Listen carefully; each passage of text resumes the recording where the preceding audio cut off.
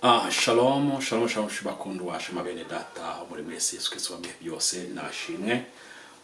Uno munsi tariki 15 ukwezi kwa mbere umwaka wa 2023 muri Yesu Kristo wa byose nagira ngo dusangire ikintu gikomeye kuri inshuti bakundwa mu buzima tubamo bwa minsi yose. Nkuko mubizi tujya tugira ibintu tubihe tubamo tugakora byinshi bigiye bitandukanye mwagiye mubibona uko twagiye tuganira mu ijambo ry'Imana, ariko ikiganiro cy'uno munsi ntabwo shaka tuganira ku ijambo ry'Imana ariko mu buryo bwo kurambura Bibiliya, ahubwo nabyo nibijyanye n'ijambo ry'Imana. Hari igikorwa bene data shaka ngira ko nk'inshuti n'abavandimwe tujya tubana muri byinshi, dukana ibintu byinshi mu mibereho isanzwe, tukajya dufatanya rwose gukora ibintu bitandukanye.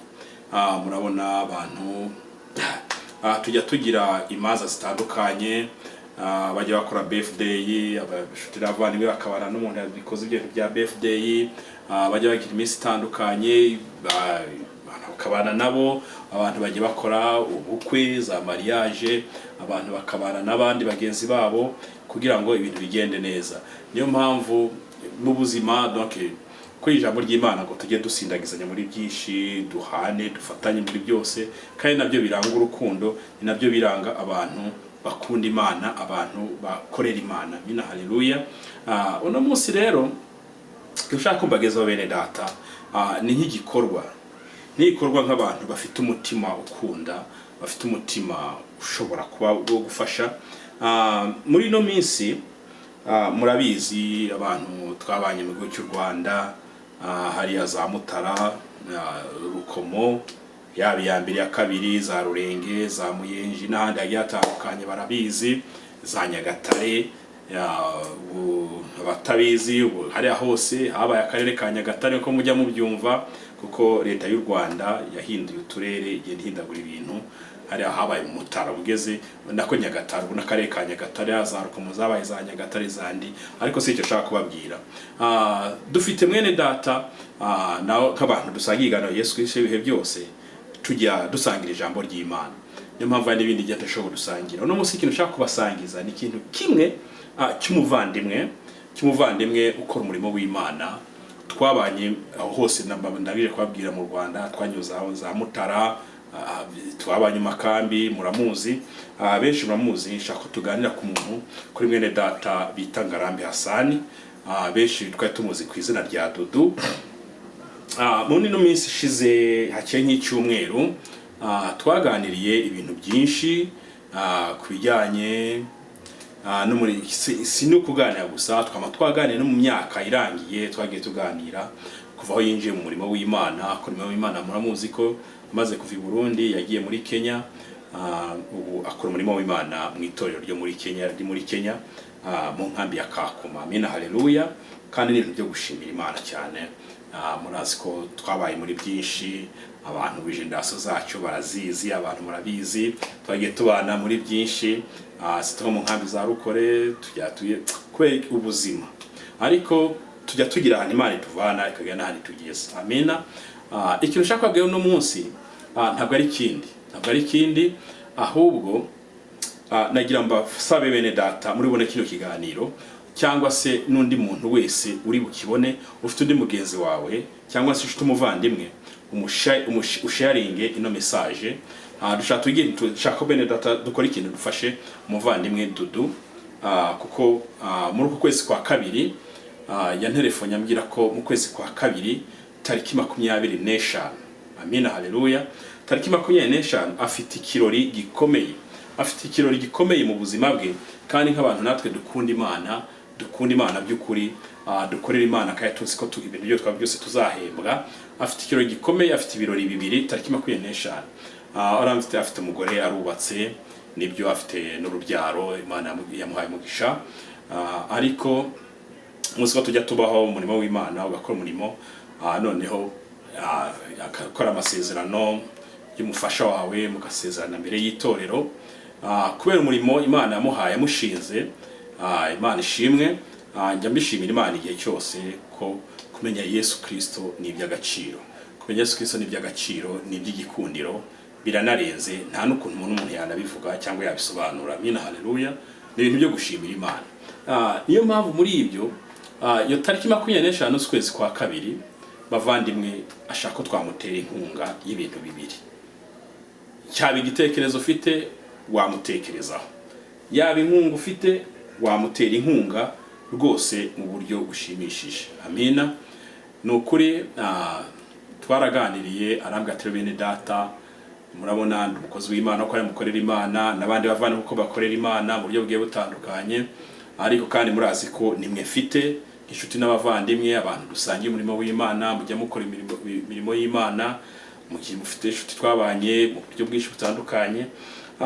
Ambwira ati rero afite itariki 25 z'ukwezi kwa kabiri, afite imanza ebyiri, kandi imanza zikomeye, kandi imanza nziza, imanza z'umugisha. Amen. Nkuko nabibabwiye mukanya. Kuwa iyo tariki ya 25 z'ukwezi kwa kabiri, afite urubanza rwo gusezerana n'umugore we imbere y'Imana. Amina. Urumva tubara ko ni nk'ubukwe, nibwo azakora ubukwe. Amen. Azasezerana imbere y'Imana. Noneho kandi ku iyo tariki ya kabiri, nkuko amaze iminsi akora umurimo w'Imana, yabaye umu evangeliste, ahantu akorera no yabanje avuga mu Kristo, aho hantu arakizwa, Imana imutera iteka, aba umu evangeliste muri iryo torero, akomeza umurimo, ubu n'umu evangeliste. Noneho kandi bwo ku iyo tariki nabwo ya 25 z'ukwezi kwa kabiri. Amina, haleluya. Imana cyaze cyubaye. Burya Imana, ijambo ry'Imana yatubwiye ko iminsi yacu Imana ituzi, ngo tutaraba, ngo tukiri insoro, tutaraba n'insoro mu nda z'abamama, hose Imana yari ituzi. Kandi Imana ikavuga ngo n'iminsi yacu kubaho kwacu irayizi, ngiye ifite mu gitabo cyayo mu bwami bw'ijuru. Amen. Iminsi yacu ifite mu bwami bw'ijuru yo kubaho nuko tugomba kubaho. Amina. Iminsi yacu Imana ifishe mu gitabo cyayo. Nuvuga ko mw'iyo minsi ifite n'ibigomba kutubaho irabizi. Icyo gihe rero iyo tariki 25 z'ukwezi kwa kabiri uyu mwaka 2023, mwene data Ngarambe Hassan, cyangwa se ubu ni evangeliste Gedewo, akaba nibwo Imana izamutera iteka, akava ku evangeliste agahabwa, agasigwa amavuta yo kuba umushumba, akaba Pasteur. Amina. Azaba Pasteur iyo tariki ya 25 nibwo Imana yaramutoranije kugira akomeze ijambo ryayo, azagirwa Pasteur iyo tariki ya 25 ukwezi kwa kabiri. Bene data, nagira mbasabe abantu mwese mukurikirana kino kiganiro cya Yesu Kristo wiwe byose, uko mungana kose, uko ntago muri benshi, ariko kandi ndashima Imana ni benshi. Uko mungana kose bene data, nagira mbasabe ikintu kimwe. Ndabinginze nk'abantu bakorera Imana, ndabinginze nk'abantu bakunda Imana, mureke mwene data Ngarambe Hassan dukunda kwita cyangwa suzi ku izina rya Dudu, tumutere ingabo mu bitugu ku iyo tariki ya 25 ukwezi kwa kabiri uyu mwaka 2023. Azakora ubwo bukwe bwe, gusezerana n'umugore imbere y'Imana, no guhabwa ubu Pasteur. Umva n'ibintu bibiri bikomeye ku mwana w'umuntu, n'umugisha cyane. Nagira mbasabe rero bene data, uko Imana yagukoresha, uko Imana yagukoresha kose, rwose ugire icyo twakora, dutwerere umuvandimwe wacu ku iyo tariki ya 25 ukwezi kwa kabiri. Imana no kuri azasigwa amavuta, ati n'abavandimwe twabanye, inshuti nyinshi twarabanye, kandi Imana yatugiriye ubuntu rwose, yatuvana igira nayo tugeza, nuko Imana igenda ikora. Bene data, reka dukorere umugisha, kuko ni umukozi w'Imana, akorera Imana, yamenye Yesu Kristo kari umwami n'umucunguzi we, kandi yizera ko ari we gupfa no kuzuka. Amina. Kandi ngabagira ubwo buntu no bahawe kwitwa abana b'Imana. Namwe bene data, ndabinginze, mbabwije ukuri, ndabinginze, ndabasabye muze dutere inkunga mwene data Ngarambe Hassan. Ufite icyo wafasha cyose, reka tumutere iteka, kandi icyo gikorwa nicyo gikora bene ndabwije ukuri Imana irabaha umugisha, Imana izabaha umugisha mu byanyu byose. Kuko mwibuke ko ijambo ry'Imana ngo gutanga biruta guhabwa. Yishaka gukorera umugisha, gutanga biruta guhabwa. Muze dukora umugisha, dufashe umukozi w'Imana, Imana igiye gutera iteka kugira ngo agire imbaraga akomeza urugendo.